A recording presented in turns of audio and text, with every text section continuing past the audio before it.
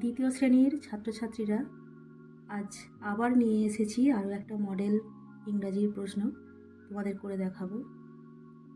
দেখো, চলো করা যাক। একের দাগের কি বলেছে? ফিল ইন দ্য ব্ল্যাঙ্কস, শূন্যস্থান পূরণ করো। টেকিং ওয়ার্ডস, শব্দ নিয়ে, ফ্রম দ্য হেল্প বক্স, এই হেল্প বক্স থেকে। হেল্প বক্সে কী কী আছে আগে পড়ে নেব। আবারও বলছি, আগে শূন্যস্থান পূরণ করতে গেলে সবগুলো আগে পড়ে নেব। আগে বক্সেরগুলো পড়া যাক।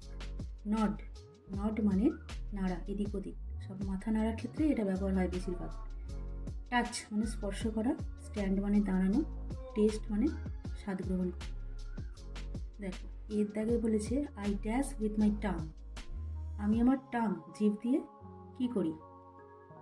স্বাভাবিকভাবেই হবে টেস্ট। চলো এটা লেখা যাক। TAST। বিয়ের দাগে I dash on my feet, আমি আমার পায়ের ওপরে কি করি? দাঁড়াই। স্ট্যান্ড, STAND, স্ট্যান্ড মানে দাঁড়ানো। আই ড্যাশ মাই হেড, আমার মাথা আমি নাড়াই। NOD, nod. I dash with my skin, আমি আমার ত্বক দিয়ে কি করি? টাচ, স্পর্শ করি। TOUCH। দেখো, দুইয়ের দাগে কি বলছে?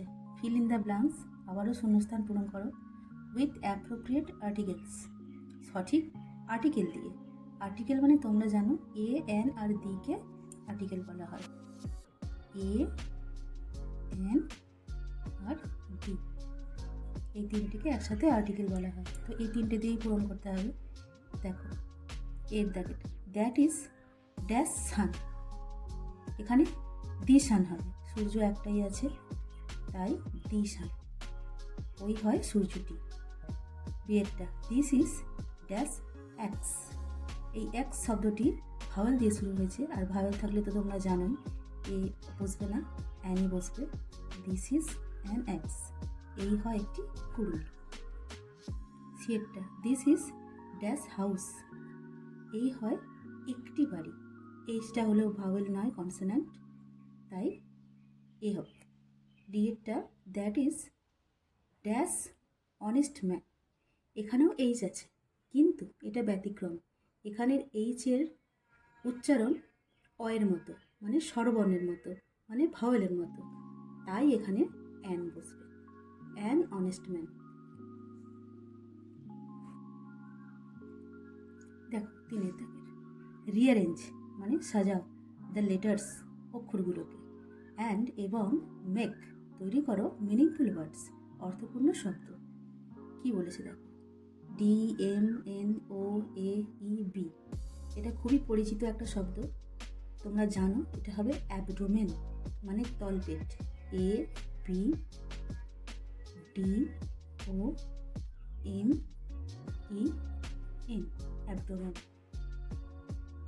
তারপরে দেখো বিয়েরটা LDIAHA, এটা একটা ফুলের নাম হবে ডালিয়া।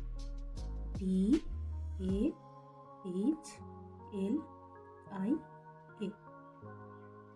এটা করতে গিয়ে যদি ভুলও হয় তোমরা একবার গুনে নেবে যে কটা লেটার আমি এখানে আছে আর কটা লেটার আমি দিলাম, শেষে একবার মিলিয়ে নেবে। দেখো 1 2 3 4 5 6 7, 1 2 3 4 5 6 7।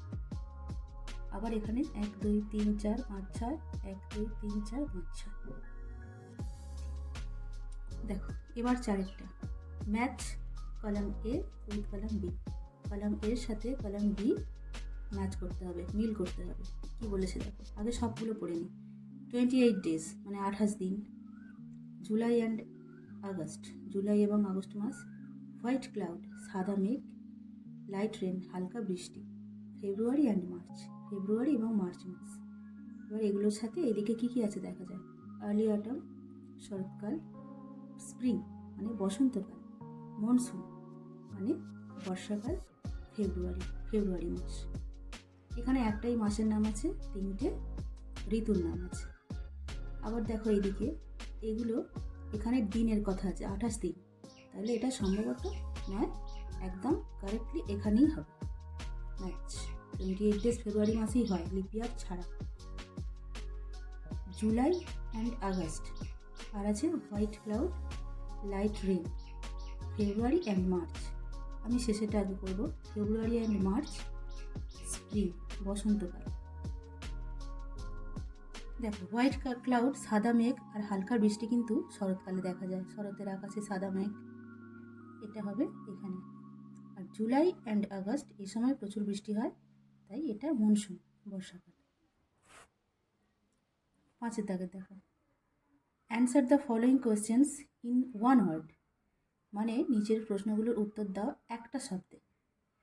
What is the first day of the week, সপ্তাহের প্রথম দিন কি? তোমরা সবাই জানো, সানডে, রবিবার, SUN sun, DAY Sunday. How many days does February have in a leap year, একটা অধিবর্ষে ফেব্রুয়ারি মাসে কতগুলো দিন হয়? একদিন বাড়া থাকে, আগেরটাতেই করেছো দেখো, 28 ডেজ আছে ফেব্রুয়ারি মাসে, কিন্তু লিপ ইয়ারে একদিন বাড়া হয়, অর্থাৎ 29 ডেজ। পরেরটা দেখো, write the names of any two flowers and any two fruits, যে কোনো দুটো ফুল এবং যে কোনো দুটো ফলের নাম। ফ্লাওয়ার্স প্রথমেই আছে, তোমরা সহজগুলো লিখবে, কঠিনগুলো লিখতে যাবে না, যেহেতু পরীক্ষার সময় ভুল হবার চান্স থাকবে, তাই সহজ লিখবে, একদম সহজ। লিলি লিখি, LILY, লিলি ফুল। আর গোলাপ, রোজ। ফ্রুটস একদম বানান যেগুলো সহজ সেগুলো লিখতে যাবে। দেখো ব্যানানা বানানটা একটু বড় কিন্তু সহজ, BANANA, ব্যানানা। আর অ্যাপেল তো ছোটোবেলা থেকে পড়েই আসছে, APPLE,